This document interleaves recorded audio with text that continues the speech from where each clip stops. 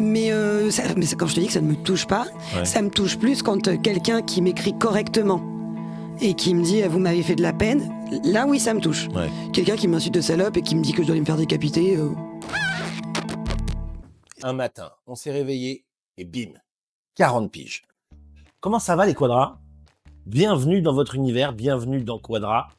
Ensemble, on va parler des joies et des galères de la quarantaine. Vous savez, cette période où vous vous rendez compte que ce qui prend plus de poids que vous, ce sont vos responsabilités. Quadra est diffusé sur les plateformes audio comme Spotify, Apple Podcast, Deezer, etc. Mais aussi sur YouTube et sur les réseaux sociaux, Instagram et TikTok, quadra.podcast. Donc faites une pause dans le Quadra Univers, lâchez les biberons, lâchez les applis de rencontre et bienvenue dans Quadra.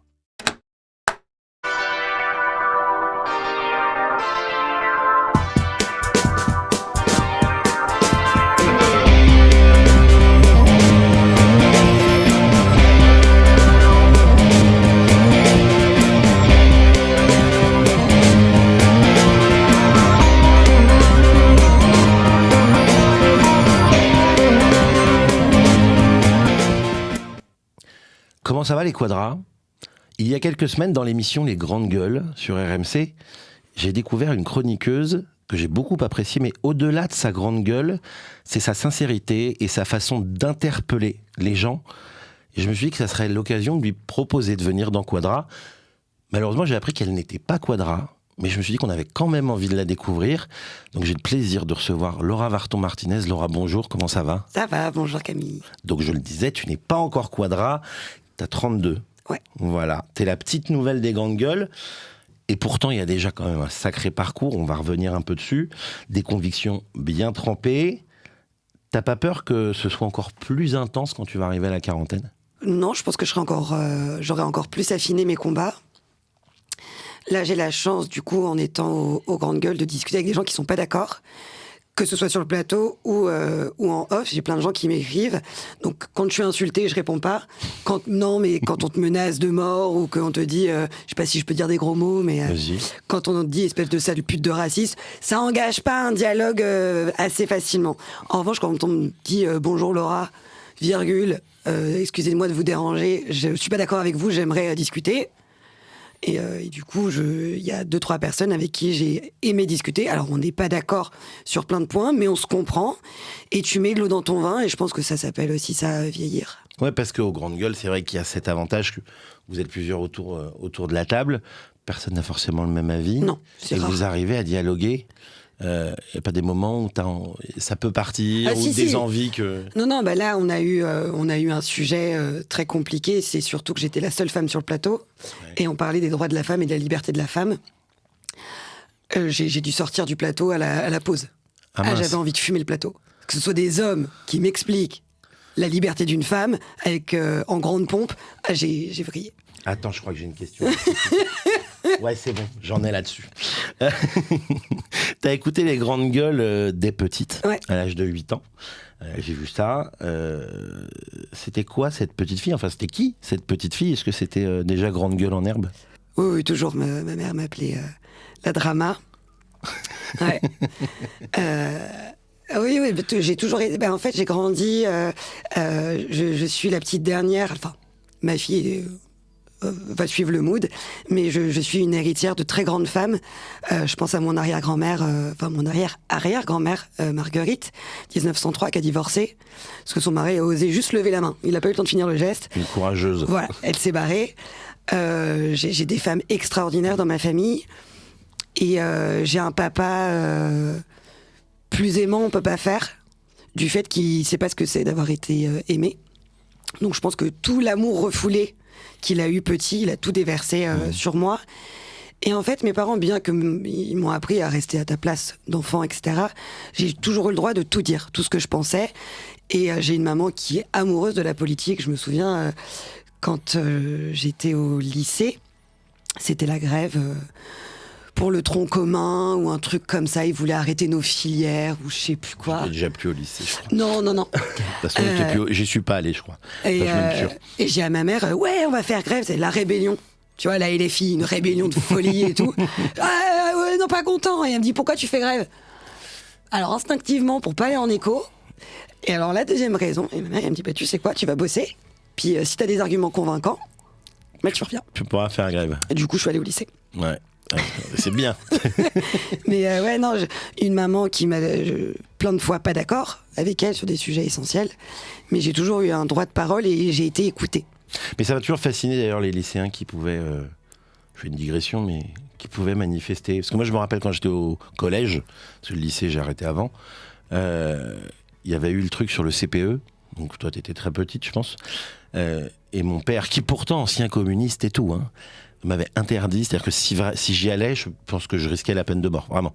Donc ça m'a toujours fasciné les lycéens qui avaient le droit de manifester. Ah oui, non, moi j'avais le droit, mais ma mère, elle me disait, à partir du moment où tu sais pourquoi tu manifestes, pourquoi t'es pas d'accord, et quelles sont tes solutions. Sinon tu bouges pas, tu vas au lycée. Mais c'est bien. Du coup, je suis allée au lycée. Parce que c'était pas hyper construit comme raisonnement. Ouais, mais maintenant t'arrives à les construire tes raisonnements, tu vois, c'est fou. Donc vas-y, tu peux aller manifester. On t'a réellement découvert lors d'un échange assez vif. Lors de l'émission Le Forum sur BFM TV, tu t'es retrouvé face à des députés. Ça te fait pas peur d'oser les coups de gueule face à des gens qui ont ce statut, on va dire, et qui soient de tous bords, hein. Je veux dire, pour le coup, t'épargnes personne. On peut pas te dire. Ah oui, non, il y a tout le monde qui prend. Avec toi, ils y passent tous, mais ça te fait pas peur quand tu te retrouves justement face à des gens qui ont ce statut. Personne ne me fait peur. Ouais. Parce que j'estime que je dois le respect à qui le mérite. T'as pas l'impression qu'il le mérite à ce moment-là? Pas du tout. Pas du tout. Ah oui. Non, parce que ce jour-là, t'avais vraiment. Je rappelle un peu le contexte. Tu parlais du fait que il y a ceux qui travaillent et qui, malgré le fait qu'ils travaillent beaucoup, finissaient avec rien, et ceux qui ne travaillent pas et qui finissaient avec tout, et qu'à la limite, il valait mieux pas travailler. Eux, c'était quoi leur réaction à ces politiques? Oh ça s'est vu. Hein. Moi, j'ai éclaté de rire sur des montages. Franchement, j'ai essayé de leur répondre à tous ceux qui ont fait des montages parce qu'ils m'ont fait mais mourir de rire. C'est sûr que sur les réseaux, on t'a vu. Hein. Je me souviens, j'ai croisé en plus Monsieur Lebrun, genre une semaine après. Il me dit, ah, vous êtes encore là? Oh non, pas elle. J'ai dit oui. Il me dit, soyez gentil avec mon collègue. Non. Pourquoi lui, il aurait à manger? Et après, il revient, il me dit, non, mais en fait, si moi j'ai pris, lui, il doit prendre aussi. Je dis, non, mais enfin... Non, écoute, dans le respect, parce qu'à chaque fois, je suis toujours allée... mais je pense à Monsieur Lebrun, que j'ai salué en partant.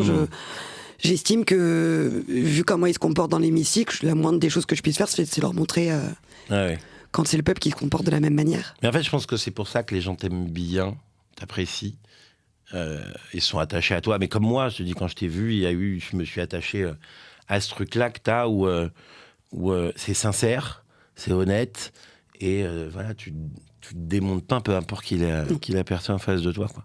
Et vraiment, je trouve ça... Enfin voilà, moi je sais que face à des gens comme ça, je pourrais me démonter un peu. Parce que, encore une fois, ça vient de mes parents.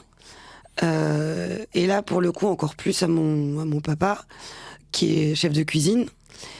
Et moi, j'ai fait mes études d'hôtellerie. Et j'ai été forcément confrontée à des gens qui parlaient pas français, aux femmes de ménage, aux plongeurs. Et mon père, il m'a toujours dit, tu enlèves ces gens-là, le château de cartes, il s'effondre. Ouais. Et en fait, c'est resté, je serais toujours en train de dire bonjour madame et bonjour monsieur, et pas juste un vulgaire bonjour à tous ces gens qui sont ignorés, voire méprisés. Et ensuite, dans le travail, je me suis rendu compte, encore une fois, le respect, il est pas dû. Si tu ne mérites pas mon respect, tu l'as pas. Ouais. Peu importe qui tu es. Avec une cocarde ou pas. On a ça en commun, l'hôtellerie. Parce que moi, c'est un métier qui me fascine. J'ai travaillé 7 ans dans l'hôtellerie. Je fais encore des extras, même si j'en ai pas plus forcément besoin dans le resto en bas de chez moi. Je les embrasse. La guinguette, je vous embrasse très fort. Bisous la guinguette. La guinguette de Neuilly. Et c'est vrai que je suis d'accord. T'as des personnes comme ça qu'on ne voit pas, auxquelles on ne pense pas, et qui sont des gens, si on les enlève, comme tu dis, le château s'effondre. En fait. Moi, tu nous enlèves, je pense à Lalou, qui ne regardera sûrement pas, mais je pense à notre plongeur Lalou, qui me connaît depuis que je suis haute comme 3 pommes. Hein. Il m'a connue avec des couettes et j'ai fini en étant sa responsable. Tu m'enlèves. Quand Lalou, il partait en vacances, quand on lui offrait les 2 mois de vacances. Il partait au Sri Lanka, 1500 € le billet pour lui, 1500 pour sa femme. On lui offrait les 2 mois de vacances pour qu'il puisse kiffer sa vie. Mais tu m'enlèves Lalou? Mais j'étais en galère. Bah oui, non mais rendez-moi mon Lalou. Non mais c'est là où on se rend pas compte. En cuisine, on pense qu'il y a que le chef. Mais non, il y a toute une et ça vaut pour tout. Hein. Je pense que t'as combien de cadres sup qui se pensent absolument pas quand ils laissent leur bureau en bordel, qu'il y a la femme de ménage qui se réveille à 4 heures pour aller vider leur poubelle. Ouais. Et justement, l'hôtellerie, pour savoir, parce que tu as eu un resto, Ouais. si ce que j'ai lu est vrai. Et j'ai eu un resto et 2 tables de direction. D'accord. C'en est où? Pourquoi parce qu'aujourd'hui, tu es sophrologue. Ouais. Pourquoi avoir arrêté et pourquoi pas avoir continué? C'est un métier passion quand même, j'imagine que c'est un métier qui te C'est passionne. un métier passion. La dure réalité de la restauration en France est arrivée. On a cru qu'on allait être plus malin que tout le monde. En fait, il y a une loi en restauration. Un gastro doit être financé par un bistrot ou par un hôtel. Et nous, on a cru avec mon père qu'on était plus malin que tout le monde. Ouais. Nos 2 tables de direction marchaient super bien. On faisait un très bon chiffre d'affaires. Et on a voulu ouvrir notre resto pour accueillir nos clients à nous, avoir ce lien client. Et financièrement, on s'en sortait pas parce que ne pas avoir de micro-ondes en cuisine, ça coûte cher. Payer ses salariés correctement, ça coûte cher. Avoir des produits français, ça coûte cher. Et c'était pour faire, si c'était pour faire de la merde, c'était pas. Ouais, C'était pas je possible. très bien. Du coup, on a bifurqué, on est parti sur de la bistronomie. Donc j'ai enlevé les chignons tirés, parce qu'avec mon père, on avait appris que ça, quoi. Chignons tirés, tailleur. Enfin, lui, c'est Lucas Carton, moi, c'était Ritz Paris. Donc si tu veux. L'école hôtelière de base, quoi. C'est ça. Donc d'un côté, t'as Lucas Carton en cuisine et t'as la Ritz Paris, l'espadon en salle. Autant te dire que la première fois que j'ai dit à mes filles, c'est le droit de mettre un jean. Je l'ai mal vécu, hein. Franchement, premier service en jean, les cheveux détachés, Mais c'est sympa. j'étais pas bien. Et le truc se met à fonctionner, cartonne et tout. Et là, en fait, on était ce qu'on appelle dans le jargon immobilier une dent creuse. C'est-à-dire que t'avais tous les immeubles de Levallois qui nous dépassaient de 3 têtes. Et nous, on était à une toute ancienne brûlerie de café toute petite. Ouais. Et notre propriétaire a décidé de tout raser et de créer un immeuble. Et les travaux devaient durer 1 an. On a très bien négocié avec mes parents. Et du coup, on a eu beaucoup d'indemnités. D'accord. Et on l'a vendu parce qu'ensuite, 3 ans a été passé en tout. Mon père, faire une ouverture à 50 et faire une ouverture à 56, c'est pas la même. On n'avait pas de jour de repos. On dormait le dimanche matin et après, dimanche après-midi, lundi, on faisait la mise en place. Et puis moi, j'avais eu un bébé, donc Ouais, vite. c'est compliqué. J'avais plus envie et on l'a vendu 3 jours avant le Covid. Et là, Bien joué. tu te dis, c'est quoi le loto? C'est pas grave. Et t'auras envie de le refaire? Alors, plus maintenant, parce qu'entre-temps, j'ai ma maladie qui s'est quand même bien déclarée et ça devient très compliqué physiquement au quotidien. Et la deuxième raison, la clientèle a beaucoup trop changé. Ouais. Je veux dire, maintenant, pour faire un vrai bon boulot, donc payer les gens correctement, avoir de la qualité dans l'assiette, déjà, il n'y a pas beaucoup de gens qui te le rendent, en tout cas en région parisienne. Et puis les heures par rapport à ce que tu gagnes, c'est pas. Oui, en fait, il y a aussi ce problème-là. C'est vrai que le côté masse salariale, c'est. Le prorata, il est plus bon. Moi, je vois la guinguette, je te dis, ils sont obligés de faire. Je digresse complet, hein, je t'avais prévenu. Hein. Je vois, Anne-Lise, la pauvre, elle est obligée de faire de réduire la masse salariale. T'es obligé. Résultat, je te dis, un extra comme hier, on s'est retrouvé à faire, on s'est fait 75 couverts à 2,5 parce qu'on a une stagiaire de 3e Ouais. qui commençait son premier jour. Fait runner. Et c'était compliqué pour elle. Ah oui. C'était et on a fait 75 à 2, quoi. Ouais, On c'est s'est ça. fait arracher. C'est ça. Alors que normalement, il y a 20 ans, quand je faisais de la resto, T'es 4-5. t'es au moins 4 pour 75 couverts. Ah ouais. C'est sûr. Et c'est pour ça, en fait, quand on a vu les travaux qu'elle allait être pas loin de se terminer, on s'est posé avec mon père. Donc il y avait ma mère avec sa calculette, parce que ma mère elle est comptable. Donc elle nous dit hop, on revient, là, on se détend sur les travaux. Ok, d'accord. Donc on a pas mal bossé tous les 3. Et en fait j'ai dit à papa, je me retape pas 80 heures semaine pour me tirer 2000 balles, quoi. Et c'est ça. C'est ça, le problème, le taux. Sans blague, en plus. Donc non. Non. T'as parlé d'une maladie, alors ça, tu vois, j'avoue que je n'étais pas au courant. J'ai la fibromyalgie. Alors vas-y, explique-moi pour celui qui ne connaît pas. C'est une maladie auto-immune qui arrive après un trauma, on cherche, qui se déclare ou qui se déclare pas. Tu as potentiellement un terrain génétique, ce qui est le cas chez moi. Et tu peux pas mourir. Tu peux juste te faire chier par cette maladie. En fait, il n'y a pas un matin pour. C'est une inflammation permanente de tout ce qui est tissu. Donc la peau, les tendons, les muscles. Et tu te poses Alors t'as mal tout le temps. Ce qui fait que quand tu arrives à l'hôpital en pleine crise et que tu dis j'ai mal, tu peux faire paniquer l'infirmière qui te file et de la morphine et de la codéine et tu passes un super moment. Là, oui, par contre, t'es bien là. Là, t'es bien là. Là, t'es bien. T'as plus mal nulle part. Et en gros, quand je pose le pied le matin, je cherche ça va être où aujourd'hui? Qu'est-ce que je vais pas pouvoir faire? Ah ouais, ça te bloque à ce point? Ouais. Ouais. Bon, bah, je pense qu'on souhaite tous que ça aille mieux. Hein. Oui, alors moi je fais partie des chanceuses. Je suis pas en fauteuil roulant, je suis pas obligée de me mettre dans un caisson réfrigéré, je te jure. Ouais. Ah oui, ça peut aller jusque-là. Ça peut aller très très loin. D'accord. Depuis que tu passes à la télé, tu as découvert de plein fouet la haine des fameux haters sur les réseaux sociaux. Comment tu l'as perçu au début et est-ce que ça t'a surpris surtout? Non. Non, parce que je savais que les sujets que j'aborde allaient principalement toucher des hommes. Et que ceux qui m'attaquent, déjà rien que quand je lis les messages. Parce que tu en publies certains sur tes réseaux, je précise. Les plus rigolos. Ouais. Mais quand je te dis que ça ne me touche pas, ça me touche plus quand quelqu'un qui m'écrit correctement et qui me dit « vous m'avez fait de la peine », là oui ça me touche. Ouais. Quelqu'un qui m'insulte de salope et qui me dit que je dois aller me faire décapiter... Au début, t'as pas eu même pas peur, rien. Non. Ouais, bon, en même temps que tu vas avoir peur... Enfin, je me rends pas compte. Quand tu vois que le compte il a été créé il y a une journée, qu'il n'y a pas de followers, qu'il n'y a rien du tout, ou alors qu'ils sont 2. Ouais. Ta méthode, c'est souvent de répondre, voire de confronter. Parce que, comme j'ai dit, tu t'en publies quelques-uns. Pourquoi tu choisis ça plutôt que d'ignorer complet? Parce qu'ils s'arrêtent. Ah ouais? Ça permet de le... Parce qu'en fait, j'ai plein de gens qui m'aiment bien, pour le coup, qui se vengent pour moi. En gros, quand vraiment tu m'as gonflé, en vrai, quand c'est un message, je laisse tomber. Quand ça commence à être plusieurs, je poste, et il y en a plein qui me renvoient, c'est bon, et en fait, le fait de le poster, c'est un peu, j'ai lâché les chiens. Ouais. Bah, je le vois sur certaines des vidéos. Alors, Quadra, ça prête pas souvent à polémique, sauf il y a eu une vidéo avec Gaëlle Falzer-Anna qui est venue, et en fait elle raconte le fait que elle a 40 ans, pas d'enfant, qu'elle aurait aimé, mais que bon, malheureusement aujourd'hui ce qu'elle en retire c'est au moins une certaine liberté. C'est pas péjoratif, en plus elle critique pas les gens qui font tu verrais les trucs, les messages, mais les gens en plus s'embrouillent entre eux. Ah oui, non, ça par contre c'est très rigolo. Et quand je vois les commentaires, mais il y a des commentaires où je me dis, mais en fait le manque de tolérance des gens. C'est surtout qu'elle a rien fait de grave. Mais non, mais tu verrais les trucs. Elle parle de sa vie. Ouais. Excusez-la. Mais c'est la vidéo a carrément fait, elle en est quasi à 900 000 vues, ce à quoi je m'attendais pas du tout. Les commentaires, mais moi je peux pas répondre.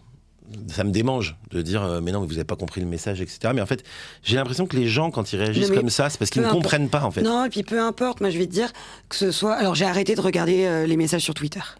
Ouais. Twitter. C'est un saut à merde. Oh mon Dieu. Mais non, mais ce que je comprends pas, c'est quand je regarde les GG, au début, je regardais que les commentaires sous mes vidéos. Après, je me dis, putain, ils sont chauds patates, les gars. Et après, je vais les regarder et j'ai vu que sur toutes les vidéos, il y avait les mêmes haters à chaque fois. Je dis, mais si tu nous aimes pas et que t'aimes pas l'émission, regarde pas. Regarde pas. Comme disait Booba, si t'aimes pas Renoir, écoute pas et puis c'est tout. Non, et puis moi, ce qui me surprend, c'est la qualité des remarques et. Ah bah ça vole pas haut. Hein, ah non, mais enfin, en gros, grosso merdo, c'est encore une cruche qui devrait utiliser sa bouche pour autre chose. On n'est pas du tout dans le misogynisme, pas du tout dans le sexisme, on sexualise personne. Enfin, le mec me donne tellement de beurre pour ensuite m'énerver encore plus. Ouais. Gars, tu ne fais qu'alimenter ce que tu n'aimes pas, donc continue. Pourquoi tu crois que la société, pourquoi on est encore face à des comportements comme ça, pour toi? Je dirais que ça va, je pense, honnêtement, que ça va changer avec... alors, j'ose pas parler pour ta génération, mais en tout cas pour la mienne. On a que 8 ans d'écart, hein. Non, mais si tu veux, ça peut faire beaucoup. Je vois, tu vois, pour moi, ma mère et moi, on est une génération. En fait, quand je parle de génération, c'est ça. Et je pense que les femmes qui ont été mamans de l'âge de ma mère sont encore dans une forme de préserver le patriarcat. Parce qu'elles ne connaissent que ça. Je veux dire, moi, des fois, j'ai discuté avec ma mère et des choses qui, moi, me semblent chaotiques. Ma mère, où veux-tu que ça gère? Et elle s'énerve pour des choses, mais les fait quand même. Ouais. Donc, je pense que la génération qui arrive... déjà, on est la génération MeToo. Donc, nos filles vont le connaître et vont savoir qu'elles n'ont plus peur de parler. Et ça va être, je pense, quand... moi, je dis toujours que pour régler un problème, il ne faut pas avoir peur de ces mots. Ouais. Et en l'occurrence, la sexualisation de la femme est un mal qui gangrène notre société. Et tant que l'homme se pensera sexuellement supérieur à la femme, tu pourras pas régler le problème. Et pourtant, j'ai l'impression que, en fouillant un peu les réseaux, il y a de plus en plus de contenus masculinistes qui reviennent. Quand t'as peur, tu attaques. Et de jeunes qui y vont en plus. Non, mais quand t'as peur, t'attaques. Hmm. On est des animaux, hein. Je l'avais prévu pour plus tard, vraiment, cette question, mais tant pis, vu qu'on est dans le thème, on y va. Justement, le féminisme, pour toi, aujourd'hui, c'est quoi? L'égalité. Ouais. C'est tout. Moi, je suis pas une féminine, je vais pas aller me mettre à poil devant l'Élysée. Je pense que on a des qualités supérieures à vous dans certains domaines et que vous en avez d'autres par rapport à nous. Moi, j'ai juste envie que tout le monde puisse promener à 3h du matin seul dans les rues sans avoir peur. J'ai envie qu'on soit payé le même prix. J'ai envie qu'on arrête de cacher des femmes sous prétexte que ce sont des femmes et qu'elles puissent être des objets sexuels. Dans l'idéal, je voudrais qu'il n'y ait plus du tout de viol, mais que sinon le ratio soit plus égal. C'est juste ça, c'est la balance de la justice en fait. Oui. Pour moi, il y a et en fait, encore une fois, j'aime pas trop, si tu veux, le terme de féminisme parce qu'il a été complètement dévié pour moi. Quand je vois des femmes qui militent parce que dans les pubs Nana, le liquide du sang, il est pas rouge mais bleu, je pense qu'il y a d'autres sujets à faire. Ouais, tu trouves qu'il y a des abus sur... Ouais, non, mais choisis tes combats. oublié l'essentiel, quoi. Choisis tes combats. Enfin, moi, ce que je trouve aberrant, c'est que il y ait pas... Alors là, j'ai vu que la députée du Val d'Oise, si je dis pas de bêtises, elle est en train de créer un projet pour des hébergements juste à côté des commissariats pour les femmes qui quittent leur mari violent. Ouais, bah vas-y, là, fais du bruit pour ça. Viens pas me saouler parce que le liquide de tes règles d'Anna, il est bleu. Tu vois, c'est marrant parce que j'ai l'impression que moi, je peux pas donner mon avis. Mais pourquoi? Je fais partie de En fait, je suis un peu partie de cette génération un peu bâtarde. En fait, on est presque des anciens boomers. J'ai vu Yann Guillaume parler de ça dans le podcast de Daron TV. Et en fait, il y a ce truc où les quadras, on est une espèce de génération où on est en train de préparer la génération future à un nouvel avenir et un truc où ces trucs-là deviendront beaucoup plus normales. Et en même temps, on a quand même les restes de ceux qui étaient avant, tu vois. Donc, puis il y a ton éducation, que tu le veuilles ou pas. Hein. Bah oui, moi j'ai été beaucoup éduqué par ma mère, mais enfin non, par mon père aussi, hein, mais bon, comme ils étaient séparés alors que j'étais très jeune, si tu veux, voilà. Mais ouais, je fais un peu partie de cette génération où on n'ose plus. On a peur, tu vois, j'ai peur de te donner mon avis sur le liquide bleu, alors que je m'en fous, j'y vais, je suis complètement d'accord avec toi, et je trouve que certains combats sont complètement dévoyés. Mais les mecs, beaucoup de mecs un peu réfléchis, hein, je te parle pas des bas du front. Je l'aime bien celle-là. Ouais, mais non, mais ceux qui réfléchissent un peu, qui se disent bah ouais, je suis d'accord, et en même temps, je suis pas d'accord, mais en tant que mec, si je l'ouvre, je vais m'en prendre plein la gueule. Et tu vois, ça vient à ma question d'après, en plus, parce que t'as lancé un coup de gueule dans les GG, où t'as dit sur le fait que les hommes, selon toi, sont terrorisés à l'idée d'aborder une femme aujourd'hui. Bah franchement, moi, alors là, donc il y a un lien, en fait, avec ce que je te dis. mais là, je me suis pris une J'ai vu. tollée. Le mal est dans notre propre camp. Oh, mais ta gueule. Enfin, non, mais voilà, enfin, ça voudrait dire que... Enfin, pour moi, te battre pour une cause, ça veut pas dire annihiler toutes les autres. Je veux dire, je pense qu'il y a plein de mecs qui sont pas OK avec le fait d'assumer le fait qu'ils pleurent, le fait qu'ils... Enfin, regarde, t'es un mec, t'es un minimum penché sur tout ce qui est intellectuel, bah du coup, t'es un intello à binoclard et on va te traiter de puceau. On a dit qu'on disait pas que j'avais des lunettes. J'ai pas parlé de toi, tu viens de te niquer tout seul. Non, vas-y, écoutez, excuse-moi. Et en fait, c'est ça, c'est que moi j'ai des potes qui ont lâché l'affaire. Et puis, encore une fois, je me bats contre la pédocriminalité, je me bats contre les violences faites aux femmes et aux hommes, parce qu'il y a quand même 37% de mecs qui sont victimes de violences conjugales, mais ceux-là, on n'en parle jamais. Dire pour un mec qu'il a été violé, je pense que les stats sont faux, mais c'est chaotique, hein. Moi, la plupart des gens qui m'ont écrit quand j'en ai parlé sur les GG, c'était des hommes qui m'ont dit « moi aussi, moi aussi, moi aussi ». La seule chose, c'est que les hommes sont en général beaucoup plus victimes de pédocriminalité que de violences sexuelles une fois adultes. Mais c'est la seule différence qu'il y a. Ils sont violés exactement comme une femme. Et on les détruit quand ils sont enfants exactement de la même manière. Et en fait, c'est ce conflit permanent. Et je suis désolée, il y a des mecs, être un mec, et c'est ce que je disais, il faut qu'il soit déconstruit, mais quand même, il faut qu'il soit viril. Il faut qu'il pleure, mais pas trop, parce qu'il faut qu'on se sente... Et moi, j'en ai de ce en même temps. Sois qui tu es, en fait. Enfin, moi, dans la rue, j'arrive à reconnaître un gros connard qui vient me draguer en mode gros lourdeau, et le mec un peu, je suis pas hyper doué, à la... Ton père a volé toutes les étoiles du ciel. Ah, c'est magnifique. Mais voilà, mais je l'ai eu, bah celui-là. Oui. La disquette magique. Mais en plus, on croit qu'elle n'existe plus. Mais moi, à mes grandes époques du duplex, j'y ai eu le droit que mon père était un voleur. Je l'ai eu. Oui, bien sûr. Et c'est marrant, tu parles de la sensibilité. Et moi, ça fait quelques années que j'ai décidé d'assumer le fait que j'avais une certaine sensibilité maintenant aux choses, aux gens, et même une part de féminité. Ça veut pas dire que j'ai changé mon orientation sexuelle, c'est toujours la même. Mais je me rends compte que quand je suis célibataire, donc ça m'arrive, je suis sur les applis, j'ai des dates. Mais maintenant, les gars, Camille est célibataire. Tout le monde le sait dans Quadra, je le place à chaque fois. D'ailleurs, j'ai eu une demande en mariage en commentaire. Je remercie cette dame qui vit apparemment dans un pays loin du mien, mais merci madame. Sans aucune contrepartie, je suppose. Je ne sais pas, je ne sais pas, mais je l'embrasse. Ça m'a beaucoup touché. Et c'est vrai que je me rends compte quand j'ai un date. Pas tout le monde, attention. Mais ça arrive que si je montre un peu trop le côté sensible, le lendemain, tiens, plus de nouvelles.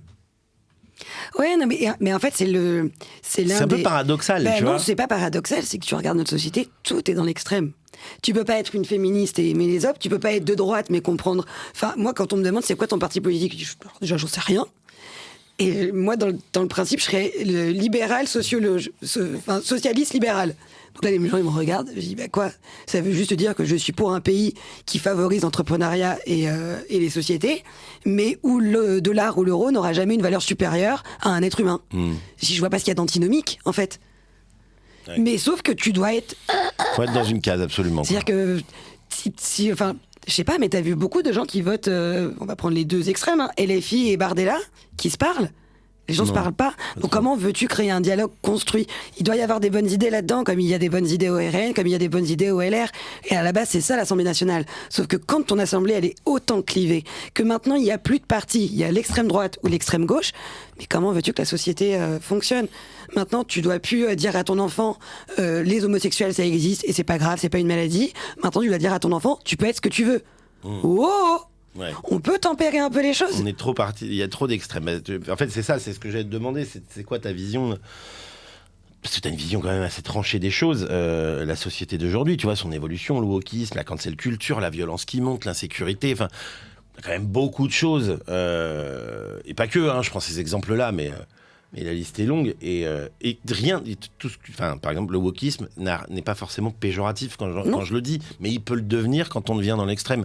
Donc toi, c'est quoi ta vision de cette société aujourd'hui que tu as vu évoluer, changer ? C'est une société malade. Ouais. C'est une société malade parce que maintenant, tout le monde se regarde du coin de l'œil. Tout le monde veut appartenir forcément à quelque chose. Donc en fait, là où notre pays était censé péter les cases, on en a créé des nouvelles. T'as même plus le droit de penser quelque chose de différent. Ouais, il n'y a plus de nuance, quoi. C'est ça. C'est-à-dire que, oui, moi je le dis, et j'ai un problème avec la soumission de la femme de manière religieuse, et dans toutes les religions, parce que je me bats exactement de la même bannière pour les intégristes catholiques que contre les intégristes musulmans. Pour moi, une femme, c'est une femme, elle a exactement les mêmes droits que toi. Donc, je suis raciste. Je dis, gars, ouais. En quoi c'est raciste ? Je méprise un objet qui sexualise et qui rabaisse une femme. À quel moment je parle de race, de couleur de peau ou de religion ? Puisque dans toutes les religions, il y a ce genre de pratique. Oui, non. Mais il faut qu'on te mette dans la case. Il faut qu'on me mette dans la case. Parce qu'il n'y a plus de nuance. En fait, c'est le... je vais citer quelqu'un qui cite déjà quelqu'un. L'autre fois, j'ai vu une vidéo d'Edgar Rive, que j'aimerais beaucoup recevoir, je lance l'appel s'il veut venir. Et il parle de la nuance et du manque de nuance des gens. Et il cite cette fameuse phrase d'Anakin dans La Revanche des Sith, d'Obi-Wan à Anakin. Anakin lui dit « Soit tu es avec moi, soit tu es contre moi ». Et Obi-Wan lui répond « Seuls les Sith sont si absolus ». Et en fait, c'est ça réalité du truc aujourd'hui. C'est-à-dire que t'es avec ou t'es contre. On peut aussi dialoguer et voir les choses. Moi, je pense à deux de mes potes, on n'a pas du tout les mêmes idées politiques. Alors, pas du tout. Ça ne nous empêche pas de se parler et passer des soirées jusqu'à très tard. Et tu refais le monde avec chacun sa vision. On parle de choses dont on n'est pas d'accord sans s'engueuler, en fait. Oui, et petit à petit, tu mets de l'eau dans ton vin et ça s'appelle un truc dingue qui a été créé par l'homme, la démocratie. Voilà. Faut le dire tout doucement maintenant parce qu'elle a peur de sortir, la démocratie. Laissons-la vivre. On va parler un peu de toi. Tu as évoqué à plusieurs reprises des choses difficiles vécues dans ton enfance. Est-ce que c'est de là d'où vient cette force, ou est-ce que c'est une espèce de carapace que tu as créée au vu de ce que tu as vécu, qui a un lien avec la pédocriminalité, justement? Oh bah merde alors. Je sais pas. Je pense que ça a forcément façonné une partie de ma personnalité. C'est-à-dire qu'on m'a fait taire une fois, pas deux. Ça, oui. En revanche, je suis devenue beaucoup plus radicale quand j'ai eu ma fille. Et c'est le cas pour pas mal de femmes quand elles ont un enfant, principalement des filles. Je pense au livre que j'ai lu sur les apostats. Ne le lisez pas. Enfin, si, lisez-le, mais avec un verre de vin et une clope, hein, parce que l'abus d'alcool est dangereux pour la santé. Merci d'avoir fait. Je t'en prie. Et tu vois que ce sont des femmes qui ont été soumises de manière atroce, et la plupart se réveillent une fois qu'elles sont mamans, pour ne pas... Alors, dans ce cas-là, de filles, quand elles sont mamans de petites filles, pour ne surtout pas... Elles sont pas capables d'imaginer de tolérer leurs propres conditions sur leurs filles. Et je pense que c'est ça, c'est-à-dire... Quand il a fallu laisser ma petite fille à l'école et que j'ai vu les toilettes ouvertes et tout, Tu faisais un transfert? Non. Non. J'en parlerai, pas tout de suite. J'en parlerai, mais non, j'ai fait ma peur. Mais elle fait tout comme tout le monde. La seule chose, c'est que voilà, à partir du moment où il n'y a plus de couches, ma grande, tu te laves toute seule. Et c'est quelque chose que tu as un peu occulté jusqu'à la naissance de ta fille, ce qui t'est arrivé, ou Ouais, ça, en fait, ça a vraiment explosé. Ça a vraiment explosé pendant que j'étais enceinte de ma fille. Je ne l'ai pas occulté. Ça s'est passé quand j'avais 12 ans et demi. J'en ai parlé à ma maman, j'avais 17 ans, à la suite d'un avortement. Ouais. Ce qui a tout fait exploser, en fait. Parce qu'il a fallu que quelqu'un aille voir ce qui se passait. Et que ma mère avait absolument pas capté que j'avais pas vu de gynéco depuis toujours. Parce qu'en fait, je vivais déjà toute seule. À 17 ans, j'avais déjà mon appart. Et j'ai dit, oh, c'est bon, maman, là, ça y est, j'ai eu mon premier rapport. Je vais aller... je vois la gynéco. Personne n'avait jamais vu quoi que ce soit. Sexualité extrêmement biaisée, aussi, jusqu'à ce que je rencontre mon mari. Je me suis vengée avec les hommes. C'est-à-dire que c'est moi qui ai pris le dessus. Je te prends, je te jette. On dormait pas chez moi. Alors je fais la guerre tout le monde en disant je partage pas mes chocs à pic. Mais c'était une espèce de vengeance. Vous m'avez utilisé, ça va être mon tour. Je me suis bien vengée. Et en fait, c'est quand j'ai été enceinte de ma fille, j'étais persuadée que mon bébé allait mourir. Donc, je me suis acheté tous les trucs, les Doppler, les machins. J'étais en rendez-vous toutes les semaines à Porte Dauphine chez les sages-femmes. Et c'est jusqu'au moment où il y a la sage-femme qui me dit tes problèmes, là, avant de nous faire une écho, on va discuter. Et en fait, tout est remonté. Et elle m'a dit qu'il fallait que je fasse ma thérapie. Et je lui ai dit non, pas là. Je peux pas commencer une thérapie avec mon bébé dans le ventre. Ouais. Je peux pas parler de ça avec mon bébé dans le ventre, c'est pas possible. Donc, je l'ai commencé après. Et en fait, je l'ai commencé au moment de mon burn-out. Quand on a perdu la table de direction de service restauration, notre magasin de tissus avec ma maman, et en fait, j'avais plus de projet pro, et en fait, je pédalais plus dans ma roue. Et quand tu pédales plus, tu es confronté à juste toi. Et le juste moi, il était un peu flippant. Aujourd'hui, la pédocriminalité, on peut voir dans les grandes gueules avec Abel Boilly, en l'occurrence, vous en parlez beaucoup, parce que c'est un sujet qui vous touche beaucoup tous les deux. Comment vous vous engagez vis-à-vis de ça, et qu'est-ce que vous aimeriez qu'il change? J'ai parlé d'un livre.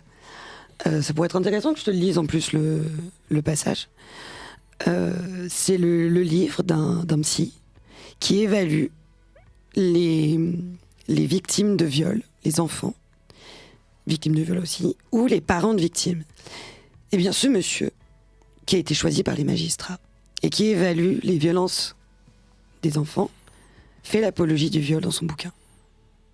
Il met Guy Georges sur un piédestal. Ah oui. Ouais. On pourrait presque l'admirer. C'est elle qui s'occupe de savoir si vraiment il y a des dommages ou pas chez l'enfant. Je pense que ça déjà on peut le changer. On peut faire, je pense, de la pédocriminalité une cause de priorité nationale. Autre que l'immigration. Je pense qu'il y a 2-3 trucs à gérer. C'est un sujet qui est trop délaissé. Eh ben non, puisqu'en fait, c'est... Les principaux violeurs sont à la tête. Oui. t'as des réseaux de pédocriminalité. Alors, c'est pas le sujet aujourd'hui, je vais pas faire des éclans maintenant, mais t'as des têtes de réseaux de pédocriminalité qui sont au Sénat, qui sont à l'Assemblée, qui sont des juges, des magistrats. Et sur l'aspect personnel de ce que t'aimerais aussi, enfin, je sais pas comment tourner ma question. Ce que je leur ferais? Non. Ça, non, là, on va le classer moins de 32. On va pas rentrer là-dedans.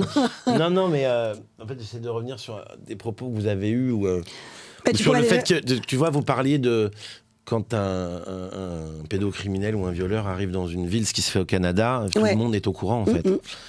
Tu m'expliques pourquoi c'est pas fait? Ça fait partie des solutions pour toi? Ah bah oui, il faut que la peur, elle change de côté. Il faut que la peur, elle change de côté. Enfin, que tu sois un paria. Faut que tu sois un paria. Là, ça y est, on n'a plus de nouvelles de tous les mecs qui ont acheté des poupées gonflables sur Shein. On n'a plus de nouvelles, pourtant on a leurs adresses IP, on a tout. Et il n'y a pas de rédemption? Non. J'ai le débat, beaucoup avec ma maman, parce qu'elle intervient dans des cafés littéraires en prison. Et alors moi, je m'étouffe un petit peu. Et elle me dit, oui, mais t'es capable de pardonner un crime ou un meurtre. Et elle me dit, pourquoi t'es pas capable de pardonner un viol? Ben, je lui dis, parce que presser une détente, ça va vite. Le coup de l'impulsion, les nerfs, et puis tu peux avoir... Alors, attention, il y en a juste, c'est des malades mentaux, les tueurs en série. Je te parle vraiment de celui qui a tué de manière passionnelle, un excès de colère. On reste des êtres humains. Qui n'est pas prémédité, quoi. Voilà, le truc qui n'est pas prémédité. T'as tellement de moments où tu peux t'arrêter pendant un viol.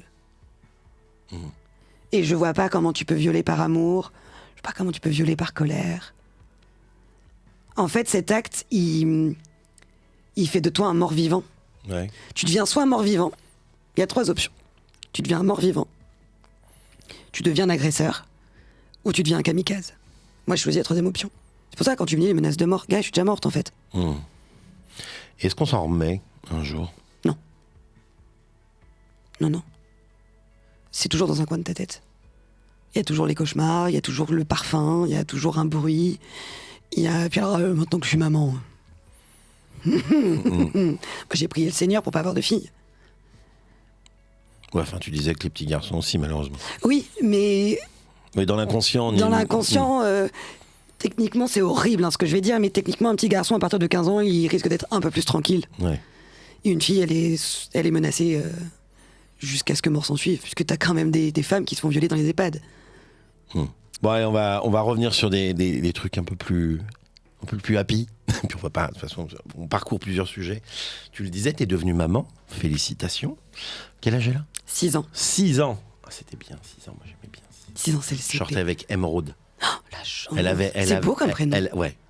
Elle avait c'était plus joli de l'école. Elle avait toujours un palmier comme ça, émeraude, je me rappelle. Est-ce qu'elle avait le chouchou grave flashy?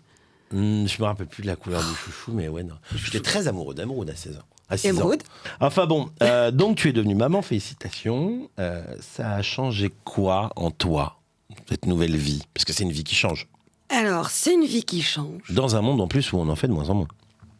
Ouais, je trouve ça complètement con d'ailleurs. Mais parce que pour moi, les enfants, c'est l'espoir. Donc si tu fais pas d'enfants, il n'y a plus d'espoir. J'ai mon avis là-dessus. Non, mais ce n'est que mon avis, c'est-à-dire que je juge pas ceux qui n'en veulent pas. Tu vois, ce matin, dans les grandes gueules, après on va parler on va revenir là-dessus, mais ce matin, dans les grandes gueules, ils parlaient de ce sujet-là. Et en fait, j'écoutais le truc, et qu'il y a que Olivier Marchal qui a dit ce que je pensais, Alain Marchal, pardon, qui a dit ce que je pensais. C'est-à-dire qu'il y a aussi beaucoup de gens qui ne font plus d'enfants, surtout ceux qui s'approchent de mon âge, par pur égoïsme, en fait. Ah oui, non, mais c'est pas... Moi, je ne fais pas d'enfants par pur égoïsme. Non, mais je ne veux pas que ma vie change. Je te parlais plus de ceux... Alors, tu vois, je peux entendre... je veux pas de gosse. Je veux être pépouse. C'est plus ceux qui, soit n'osent pas dire... Et alors, pour moi, c'est pas une forme d'égoïsme. C'est un choix de vie. C'est pas égoïste. Enfin, je vais pas te définir en tant qu'égoïste parce que tu veux pas d'enfant. Au contraire, c'est même plutôt généreux. T'évites de te plier à une société et de rendre un enfant malheureux. Donc on pourrait presque voir ça d'une manière je serais très heureux. C'est juste moi qui n'ai pas envie de changer mon mode mais de vie. Là, pour arriver dans mon domaine, tu le ferais sentir quand même. Je te jure, il le verrait. Mais Moi, c'est plus ceux qui soit se cachent, soit le pensent vraiment. Et alors, je trouve ça encore plus triste. Et je porte pas de jugement, je trouve ça juste hyper triste. Qui disent, je peux pas faire d'enfant dans le monde actuel. Voilà, ça c'est cette phrase. Mais non, mais tes gamins, c'est l'avenir. Enfin, s'il y a pas de gamins pour nous, ma fille, elle changera le monde. Je sais pas comment elle va se démerder. Avec son bâton de majorette et son tutu, peut-être. Mais ma fille, elle changera le monde. Alors, elle changera peut-être le monde de 10 personnes. Mais elle est tellement belle et elle est tellement gentille, elle est tellement intelligente, elle est tellement empathique. Elle est parfaite, cette enfant. Elle changera le monde. À sa manière, mais elle changera le monde. Il faut juste lui donner les moyens. Et après, est-ce que ça change dans la vie? Écoute, moi, je pensais... Dans ta vie. Ouais, dans ma vie. Alors, moi, déjà, j'ai pas eu le truc. Et ça, je pense qu'il faut le dire aux mamans. Moi, quand on me l'a calé sur le bide... Tu sais, les mamans qui disent « Ah, je suis tombée amoureuse !» Moi, j'ai fait tu viens de me chier dessus, là.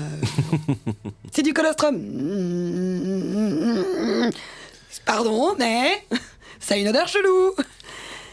Et j'ai mis...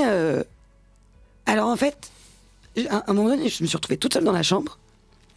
Alors, c'est pas un postpartum, ou alors j'étais pas au courant. Mais j'ai pas l'impression d'avoir fait un postpartum. J'ai pas eu le temps. Il y a 2 mois et demi, j'étais au boulot. J'ai pas eu le temps. Je l'ai regardée, donc elle était déjà parfaite, qu'on se le dise. Et je lui ai dit, écoute, je vais être ta maman. Je sais pas ce que ça va donner. Je suis pas sûre du truc, mais je vais tout donner. On va se démerder, mon cœur. Et en fait, les premiers temps, j'avais l'impression que je l'aimais parce que je devais l'aimer. Je lui faisais des gazouillis parce que je devais lui faire... Tu vois ce truc? Ouais. Presque une forme de culpabilité de pas ressentir ce que les mamans elles décrivent, l'amour inconditionnel. Moi, j'avais qu'une envie, c'était de me faire un apéro avec mes copines, d'être étanche au niveau de ce qui se passe en bas. Enfin, mais en même temps, parce qu'on vous a toujours dit, ah ouais, mais moi c'est inné, c'est comme ça, c'est en vous. Mais pas du tout. Mais pas du tout. Moi, gars, je me retrouvais à dormir 2 heures par nuit, à pu être étanche, à être dans ma salle de bain, à pleurer avec tout qui part en sucette, l'autre qui tète un sein.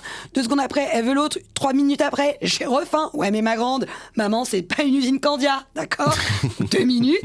Moi, j'ai vécu le truc et en fait, j'ai vraiment créé une relation avec ma fille. Au moment du Covid, elle avait 6 mois. Ouais. Et 6 mois, on a fait la baby gym, on a appris. Et là où ma fille, en fait, pardon de le dire crûment, mais c'était plus un tube digestif, quoi. Oui, t'avais des interactions avec. C'était plus manger, dormir, changer, manger, dormir, mais changer. Je trouve qu'il y a de plus en plus de femmes, je le vois autour de moi, parce que j'ai plein de copines qui, je sais pas, elles avaient dû se passer le mot, elles l'ont toutes fait l'une après l'autre, qu'on vachement plus aujourd'hui ce discours-là, qui se libère beaucoup plus de. Avant, fallait dire c'est génial, c'est l'autre, machin. Il existe. Enfin, moi, j'ai plein de copines, tu les vois, c'est. Oui, mais il y a les deux. Mais c'est pas un gros mot de dire que. Moi, je l'ai regardé, là, dans son incubateur à bébé. Ah, gars, j'ai envie de dormir. Hein. Ouais, mais il y a 30 ans, quand tu disais ça et que tu disais qu'il fallait un petit peu de temps, t'étais un monstre, en fait. Moi, j'attendais qu'un truc, c'est finir la tétée, qu'elle dorme, j'ai le temps de boire un verre de vin. Et de fumer une petite clope. Parce qu'il faut 3 heures. Et résultat, ça fait des mères après qui se vengent quand les enfants sont grands, tu vois. Ouais. C'est là où elles les aiment plus. Tu veux être quel genre de maman? Celle que je suis déjà, je trouve que c'est pas mal. Tu veux lui transmettre quoi comme valeur? Alors, je vais faire une dédicace, du coup, à toutes les femmes qui se battent en Iran, mais en même temps, je trouve que c'est l'une des meilleures... l'un des meilleurs slogans pour la vie. Femme, vie, liberté. Ok. Je pense que ça veut tout dire.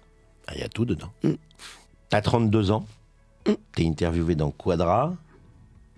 Parce que je voulais aussi avoir cet avis-là de toi. La quarantaine, t'en penses quoi? Est-ce que c'est un truc qui te fait peur, qui t'impressionne ou qui te fait envie? Ni l'un ni l'autre. Ah ouais? Ouais. Je t'en fous. Complet. On en reparle dans 3-4 ans. Non, le seul truc qui me saoule, c'est mes cheveux blancs et ma cellulite qui veut plus partir. Ouais. C'est le seul truc, voilà. Mais à part ça... Ouais, la quarantaine, c'est pas un truc qui te... Bah si, quand j'ai 40 ans, je peux continuer de faire ma vie. Ouais. Bah, ce qu'il y a de bien en plus, on en parlait avec Pif, qui est un de mes potes qui est venu en invité, qui a eu un enfant avant, 6 ans avant d'avoir 40 ans. On parlait du fait que, il disait, la quarantaine, c'est presque plus facile à aborder quand t'as déjà fait ça. Quand t'as déjà eu un enfant, construit quelque chose, elle est plus facile à aborder. Tout seul, enfin, je te le dis par expérience, tout seul, c'est plus compliqué. Mais c'est ce que j'allais dire. Là, pour le coup, je vais parler d'un sujet que je connais pas, c'est-à-dire d'être à 40 ans célibataire. Je pense que tu fais un constat, en fait. Tu fais un constat, mais alors pas que sur la parentalité. Hein. Ah non, tu te dis, à la moitié, il me reste quoi? J'en suis où professionnellement? Est-ce que j'ai coché les cases que je voulais cocher de ma liste? Parce que la liste des autres sont carlefions, hein, on peut se dire. Est-ce que j'ai coché... Alors moi, c'est déjà arrivé, et c'est pour ça que j'ai fait mon virage à 380 degrés, parce que j'ai commencé à bosser à 14, j'avais mon appart à 17, donc j'ai tout fait plus tôt que tout le monde. Donc moi, j'ai fait ma crise de quarantaine, plus tôt. Laissez-moi tranquille. Et j'ai dit, mais en fait, tout ça me convient. Ouais. Mais pas du tout. Et tu fais ton truc. Donc effectivement, si t'étais une personne, pour pas dire une femme ou un homme, une personne qui voulait avoir des enfants, qu'à 40 ans tu les as pas, tu fais ton constat, est-ce que ça ok ou pas? Est-ce que t'es ok avec le deuil? Ou est-ce que moi j'ai une copine, elle est à l'aube de... Enfin, non, maintenant elle a trouvé un amoureux, mais elle avait 38 ans, pas d'enfant. Elle m'a dit, moi 40, j'ai toujours pas de mec pour faire mes enfants, je le fais toute seule. Ouais. Plus en plus. Elle dit, je serai maman. Je le fais toute seule. J'adopte, je fais un bébé toute seule. Ça, on pourrait parler aussi de la difficulté pour adopter en France, mais je me démerderai, je serai maman. Donc voilà, après, il y a juste à être OK avec soi-même. Et encore une fois, ne pas être dans la radicalité. La vie n'est pas faite que de blanc et que de noir. Il peut y avoir du gris au milieu. C'est pas manichéen. Si tu devais résumer ton état d'esprit actuel en 2025, qui se finit bientôt, c'est quoi? C'est plus de la colère, de la détermination, c'est de l'apaisement? C'est quoi l'état d'esprit de Laura? Ambition, colère, détermination. Très bien. Il y en a 3. Faut pas que ça lâche. Est-ce que tu te vois toujours comme une grande gueule dans 10 ans? Ou est-ce que tu penses que ça va s'apaiser un peu? Oh non, dans 10 ans, je serai Premier ministre. Camille. Écoute, je sais. Je pourrais dire, j'ai interviewé la Première ministre. À l'aube, même pas de parti, donc. Et tu vois, réflexe, je dis la Première ministre.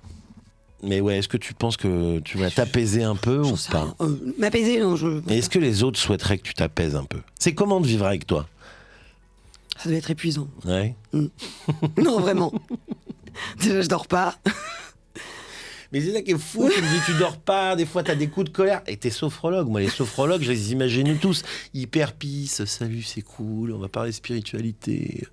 Non. Tu les engueules pas, tes patients quand mais même. non, mais pas du tout. Mais pas du tout, ça les fait rire, plus qu'autre chose. On dit, mais Laurent, vous voit pas du tout comme ça. Je dis, heureusement. Je dis, mais c'est parce que je fais ça que du coup, je suis grave pisse avec vous après. Bah voilà, c'est ça qui est bien. Bon, allez, tu vas passer sur le grill des quadras comme tout le monde. 5 questions, un peu sur les souvenirs. T'essayes de me répondre en un mot. Si tu veux plus, tu peux plus. L'idée, c'est d'avoir une réponse rapide, mais après, on en débat évidemment. Le goût d'un bonbon de ton enfance qui te manque? Les arlequins. Encore une. Vous êtes souvent. Ouais, vous êtes beaucoup. Je crois que tu dois être la 6 ou 7e personne. Ah ouais, les arlequins. C'était pas bon. Tu le suces, ça acide et tout, c'est trop bon. Moi, à bout d'un moment, t'avais plus de langue. Tu parlais comme ça. Non, mais j'ai jamais compris le délire avec ce bonbon. Il était juste joli. L'émission de ton enfance, ou la série qui a disparu et qui te manque? Alors, le Big Deal avec mon papa, mais l'ancien Big Deal avec les cravates moches. Et la série, je dirais Phénomène Raven. Ouais, mais c'est pour ça, je suis une milléniale. Qu'est-ce que c'est ce Phénomène Raven? Ouais. C'est quoi, c'est la suite de Charmed ou quoi? Non, pas du tout. C'était sur ça Disney... fait très sorcellerie. C'était sur Disney Channel. Disney Channel. C'était une lycéenne qui faisait de la couture, et c'est comme ça que j'ai eu envie de faire de la couture, et que je me suis mise à la couture, et qui avait des visions. Mais elle faisait que des conneries tout le temps. Enfin, moi, j'aimais beaucoup. Ok, bon, Phénomène Raven. Phénomène Raven. J'irai voir. Un truc que disaient tes parents qui te saoulait, mais que t'appliques quand même aujourd'hui. Range ta chambre. Je te vois bien le dire à ta fille. Range ta chambre. Non. Ah ouais, donc maintenant, elle est rangée la chambre. La mienne. Ouais, la tienne. La sienne, non. C'est toujours pas. Un adjectif pour qualifier la génération Z des 20-30 ans. Radical. Quand t'étais petite, tu te voyais faire quoi à 40 ans? Chanteuse à paillettes. Chanteuse à paillettes. C'est-à-dire tu chantes à des paillettes ou tu chantes tout en paillettes? Je chante tout en paillettes. Ouais, chanter à des Donc paillettes. j'ai gardé les paillettes, moins le micro. Mais tu demandes à ma mère, pendant très très longtemps, tu veux faire quoi quand tu seras grande? Chanteuse à paillettes. Chanteuse à paillettes. Bon, écoute, je te souhaite d'être chanteuse à paillettes à 40 ans. Alors, juste pour moi, pas pour les autres. Ouais, voilà. Non, mais avec ta voix, je suis sûr qu'on peut trouver un truc. Oui. Mais oui, Nina Hagen a bien fait une carrière. Tu vois? J'ai toutes mes chances. Bon, merci beaucoup Laura. Merci à toi. Je rappelle qu'on peut te retrouver donc dans les grandes gueules sur RMC les jours où tu y es. Je rappelle aussi que tu es sophrologue, donc peux te contacter pour la sophrologie Ouais. aussi. Je suis beaucoup plus calme au cabinet. Bah oui, j'espère bien. Je te souhaite plein de bonnes choses, plein de réussites et que ça continue. Puis ta carrière de chanteuse à paillettes, première ministre, Ah. ça, Ah, là, Moi, ça se tente. Edith Cresson à côté, c'est une blague. Grosse soirée. Voilà. Merci beaucoup les Quadras. Merci de continuer à vous abonner, à suivre, à liker, à commenter. Ça n'arrête pas. Vraiment, vraiment, vraiment merci parce que c'est grâce à vous que Quadra existe. On se retrouve très vite dans un épisode de Quadra. Encore merci Laura. Ciao les Quadras.